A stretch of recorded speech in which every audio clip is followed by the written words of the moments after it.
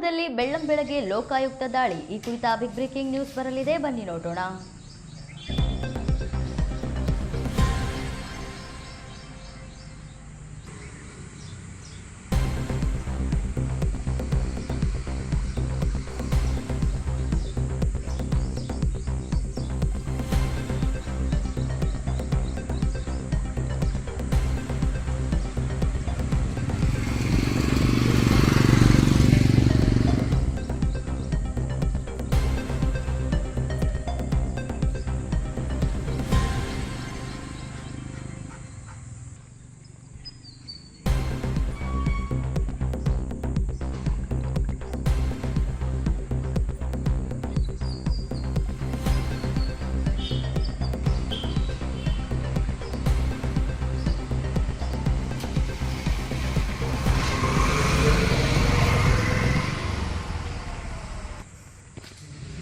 ಆರು ಕಡೆ ಏಕಕಾಲಕ್ಕೆ ಲೋಕಾಯುಕ್ತ ಅಧಿಕಾರಿಗಳು ದಾಳಿ ನಡೆಸಿದ್ದಾರೆ.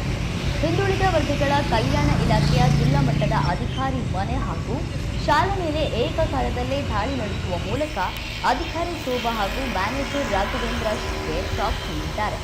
ಶಿವಮೊಗ್ಗ ಮತ್ತು ಶಿಕಾರಿಪುರದಲ್ಲಿ ಲೋಕಾಯುಕ್ತ ಅಧಿಕಾರಿಗಳ 6 ತಂಡದಿಂದ ದಾಳಿಯಾಗಿದೆ.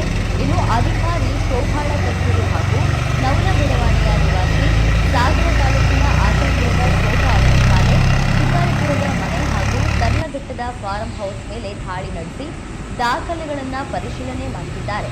ಇನ್ನು ಅಧಿಕಾರಿ ಶೋಭಾ ಶಿಕಾರಿಪುರದ ತಮ್ಮ ನಿವಾಸದಲ್ಲಿದ್ದಾರೆ ಎಂದು ತಿಳಿದುಬಂದಿದೆ.